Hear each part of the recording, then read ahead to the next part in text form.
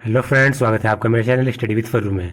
आज हम class 10 science chapter 4 carbon and its compound इसके एनसीईआरटी की एक्सरसाइजेज आज हम सोल्व करेंगे। क्वेश्चन नंबर फर्स्ट है, ethane with the molecular formula C2H6 has.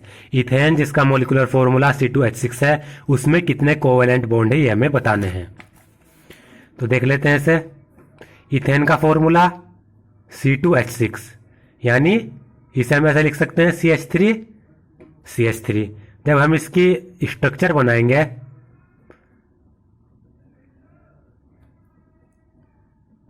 तो इस तरीके से होगी CH3, यानी एक कोवेलेंट बॉन्ड तो ये रहा, दूसरा कोवेलेंट बॉन्ड, तीसरा कोवेलेंट बॉन्ड, कार्बन कार्बन के बीच में चौथा कोवेलेंट बॉन्ड, कार्बन हाइड्रोजन के बीच में पांचवा, इस वाले हाइड्रोजन के बीच में छठा और ये सातवां। तो ये 7 कोवेलेंट बॉन्ड ये बना रहा है क्योंकि ये आपस में इलेक्ट्रॉन शेयर कर रहे हैं, जिससे कार्बन का ऑक्टेट पूरा हो रहा है और हाइड्रोजन का डुप्लेट पूरा हो रहा है। तो इसमें 1 2 3 4 5 6 और 7 कोवेलेंट बॉन्ड है। यही हमारा आंसर है। तो B is the correct answer. Question number 2 है, butanone is a 4 carbon compound with the functional group. Butanone में 4 कार्बन कंपाउंड है, मतलब ब्यूटानोन में 4 कार्बन पाए जाते हैं और उसका फंक्शनल ग्रुप क्या होगा ये हमें बताना है। तो जो ब्यूटानोन का जो फॉर्मूला होता है वो है CH3 CH2 CO और CH3। जब हम इसकी स्ट्रक्चर बनाएंगे CH3 CH2 C double bond O और CH3। तो आप देख सकते हैं इसमें जो फंक्शनल ग्रुप है वो है C डबल बॉन्ड O और ये फंक्शनल ग्रुप होता है कीटोन का। तो ब्यूटानोन में फंक्शनल ग्रुप होगा ketone. C is the correct answer. Question number 3 है, While cooking, if the bottom of the vessel is getting blackened on the outside, it means that cooking करते समय, खाना बनाते समय जो हम बर्तन इस्तेमाल करते हैं, अगर उसका बॉटम यानी इसकी जो तली है वो बाहर की तरफ से ब्लैक हो रही है, काली हो जा रही है, तो इसका मतलब क्या है, यानी बर्तन खाना बनाते समय काले क्यों होते हैं ये हमें बताना है। वो इसलिए होते हैं क्योंकि जो फ्यूल हम इस्तेमाल करते हैं वो कंप्लीटली बर्न नहीं होता। B is the correct answer. अगर फ्यूल कंप्लीटली बर्न होता है, कंप्लीटली ऑक्सीडाइज होता है तो वो CO2 और H2 बनाता है, लेकिन फ्यूल जब कंप्लीटली बर्न नहीं होता तो वो कार्बन मोनोऑक्साइड प्रोड्यूस करता है और कुछ एल्डिहाइड प्रोड्यूस करता है, तो जिससे जो हमारे जो बर्तन होते हैं, वेसल्स होते हैं, वो ब्लैक हो जाते हैं। तो इसका रीजन है जो फ्यूल है वो कंप्लीटली बर्न नहीं हो रहा है।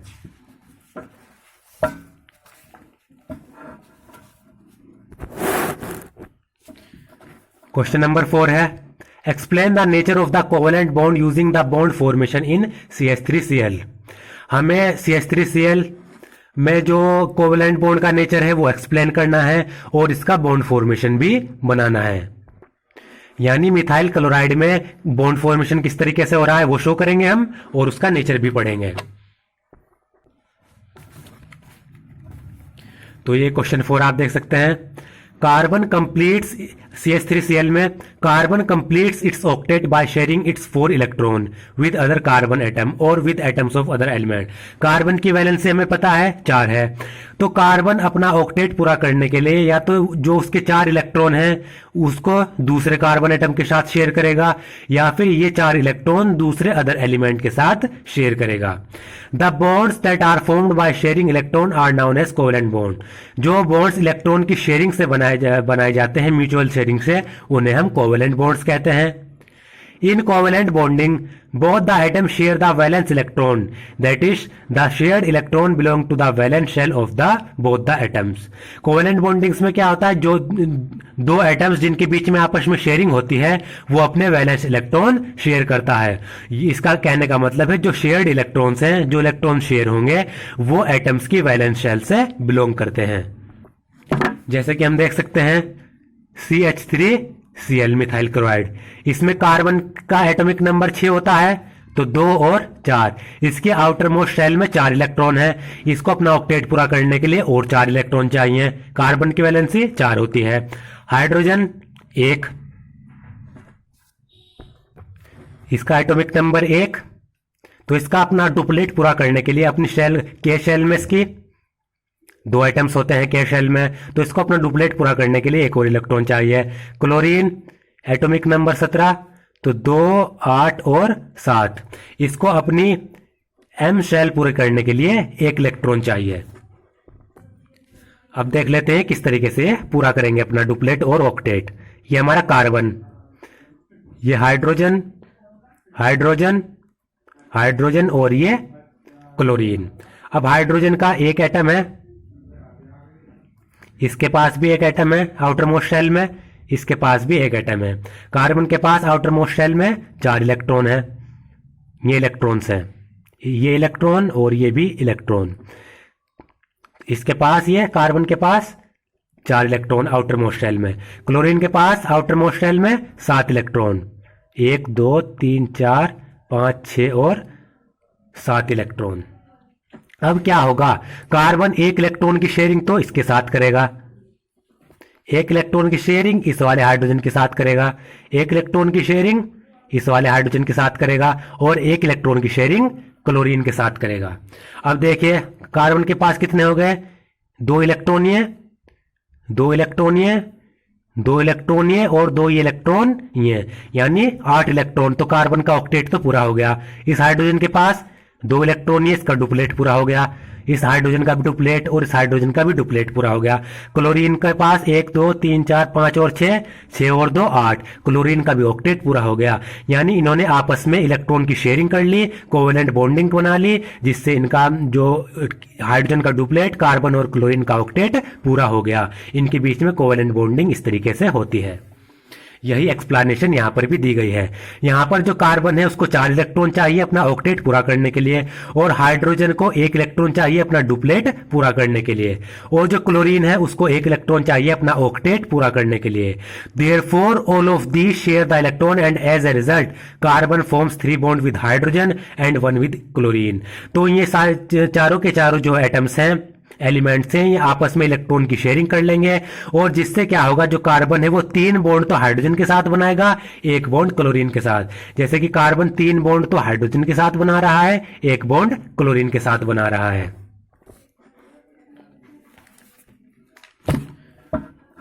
अब इसमें question number 5, draw the electron dot structure 4। ये कुछ एलिमेंट्स दिए गए हैं, कुछ हाइड्रोकार्बन दिए गए हैं और कुछ दूसरे कंपाउंड दिए गए हैं। इनकी हमें इलेक्ट्रॉन डॉट स्ट्रक्चर बनानी है। तो पहला है इथेनोइक एसिड। इथेनोइक एसिड की हमें इलेक्ट्रॉन डॉट स्ट्रक्चर हम बनाएंगे। इसका जो फॉर्मूला होता है इथेनोइक एसिड का CH3COOH। तो इसमें कार्बन है, हाइड्रोजन है और ऑक्सीजन है। कार्बन की हमें पता है valence electron number 6, valence electron जो एटॉमिक नंबर होता है, और इसमें 2 और 4 इलेक्ट्रॉनिक कॉन्फ़िगरेशन, यानी इसके वैलेंस इलेक्ट्रॉन 4 है आउटर मोस्ट शेल में। कार्बन की वैलेंसी 4। हाइड्रोजन का हमें एटॉमिक नंबर 1, तो इसको अपना डुप्लेट पूरा करने के लिए 1 और इलेक्ट्रॉन चाहिए। ऑक्सीजन का होता है 8, तो 2 और 6। तो इसकी वैलेंसी निकालने के लिए, क्योंकि ये 4 से ज्यादा है, ऑक्सीजन में आउटर मोस्ट शेल में 4 से ज्यादा है, तो इसकी वैलेंसी निकालने के लिए हम इसे 8 से माइनस करेंगे। तो 8 में से 6 गए 2, ऑक्सीजन की वैलेंसी है 2। ऑक्सीजन को अपना ऑक्टेट पूरा करने के लिए 2 इलेक्ट्रॉन चाहिए।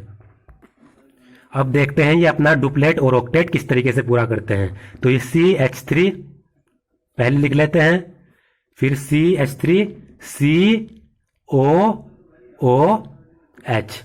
ये CH3 COOH। अब इसमें देखिए हाइड्रोजन के पास 1 इलेक्ट्रॉन, इस वाले हाइड्रोजन के पास, कार्बन के पास 1 इलेक्ट्रॉन, यानी 4 इलेक्ट्रॉन होते हैं आउटर मोस्ट शेल में, 3 हो गए और ये 4 इलेक्ट्रॉन्स हो गए। अब इस वाले कार्बन के पास 1 ये इलेक्ट्रॉन, 2 और 3 इलेक्ट्रॉन, 4 इलेक्ट्रॉन। ऑक्सीजन, इस वाले हाइड्रोजन के पास 1 इलेक्ट्रॉन। अब ऑक्सीजन के पास अगर हम देखें, ऑक्सीजन के पास आउटर मोस्ट शेल में 6 इलेक्ट्रॉन, ये हो गए, और इस ऑक्सीजन के पास भी 6 इलेक्ट्रॉन होंगे, 1 2 3 4 5 और 6।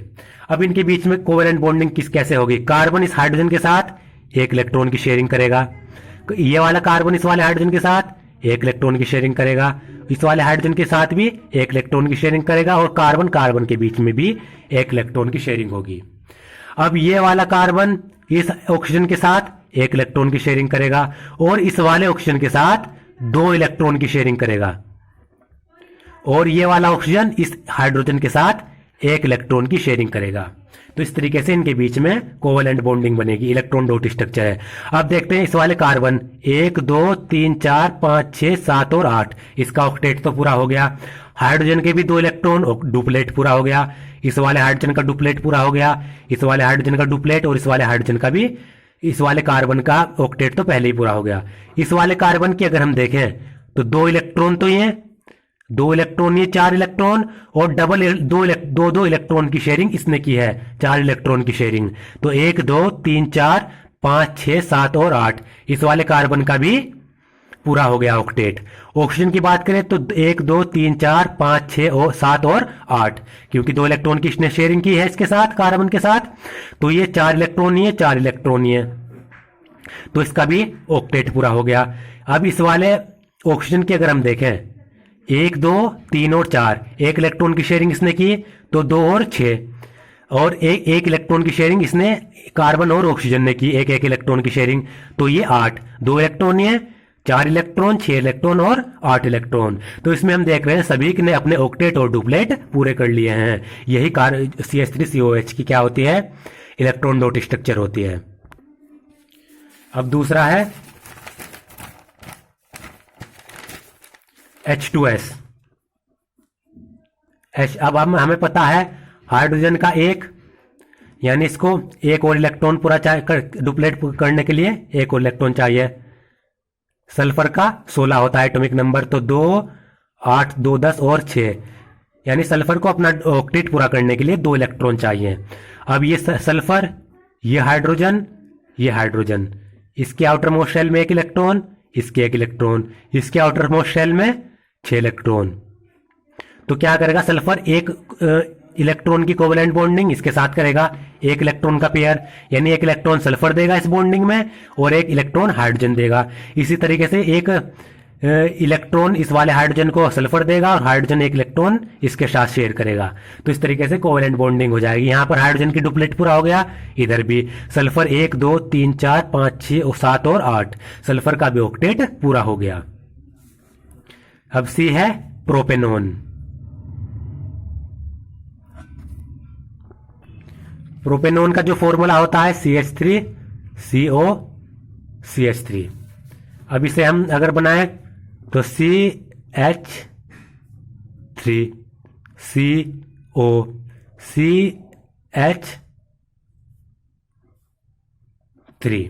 ये हाइड्रोजन के पास 1 इलेक्ट्रॉन, कार्बन के पास 4 इलेक्ट्रॉन, वैलेंस शेल में 3 और 4। इसी तरीके से इस कार्बन के पास 1 2 3 और 4 इलेक्ट्रॉन, इस वाले कार्बन के पास 1 2 3 और 4 इलेक्ट्रॉन, इस वाले हाइड्रोजन के पास 1, इस वाले हाइड्रोजन के पास 1, हाइड्रोजन के पास 1। अब ये कार्बन को अपना ऑक्टेट पूरा करना है, तो 1 इलेक्ट्रॉन इस वाले हाइड्रोजन के साथ, 1 इलेक्ट्रॉन की शेयरिंग इसके साथ, 1 इलेक्ट्रॉन की शेयरिंग इसके साथ, 1 इलेक्ट्रॉन की शेयरिंग कार्बन के साथ ये वाला कार्बन करेगा। तो एक कोवेलेंट बॉन्ड ये, एक कोवेलेंट बॉन्ड ये, एक कोवेलेंट बॉन्ड ये और एक कोवेलेंट बॉन्ड ये। यहां पर हाइड्रोजन के डुप्लेट पूरे हो गए, कार्बन 1 2 3 4 5 6 7 और 8, इस वाले कार्बन का ऑक्टेट पूरा हो गया। अब इस वाले कार्बन के पास 1 2 इलेक्ट्रॉन ये और एक इलेक्ट्रॉन की शेयरिंग इसके साथ करेगा ये, 4 इलेक्ट्रॉन। ऑक्सीजन 1 2 3 4 5 और 6, 2 इलेक्ट्रॉन की शेयरिंग इस वाले ऑक्सीजन के साथ करेगा। कार्बन ने 1 इलेक्ट्रॉन की शेयरिंग कार्बन के साथ की, 1 इलेक्ट्रॉन की शेयरिंग इस वाले कार्बन के साथ की, और ऑक्सीजन के साथ 2 इलेक्ट्रॉन की शेयरिंग की, क्योंकि ऑक्सीजन को अपना ऑक्टेट पूरा करने के लिए 2 इलेक्ट्रॉन चाहिए। तो आप देख सकते हैं 1 2 3 4 5 6 7 और 8, इस वाले कार्बन का ऑक्टेट पूरा हो गया। ऑक्सीजन की बात करें 1 2 3 4 5 6 7 और 8, ऑक्सीजन का भी ऑक्टेट पूरा हो गया इस दो इलेक्ट्रॉन की शेयरिंग करने के बाद। अब ये वाला कार्बन 1 इलेक्ट्रॉन की शेयरिंग इसके साथ कर ली, 1 की शेयरिंग किसके साथ करेगा, 1 की इसके साथ और 1 की इसके साथ। तो 1 2 3 4 5 6 7 और 8 कार्बन के ऑक्टेट पूरा हो गया। ऑक्सीजन का डुप्लेट इस वाले का भी, हाइड्रोजन का, इस वाले हाइड्रोजन का और इस वाले हाइड्रोजन का डुप्लेट पूरा हो गया। अब डी हम देख लेते हैं। डी दिया हुआ है फ्लोरीन F2। फ्लोरीन का एटॉमिक नंबर 9, तो K शेल में 2, L शेल में 7। फ्लोरीन को अपना ऑक्टेट पूरा करने के लिए 1 इलेक्ट्रॉन की आवश्यकता है। तो फ्लोरीन फ्लोरीन ये आपस में इलेक्ट्रॉन की शेयरिंग कर लेंगे।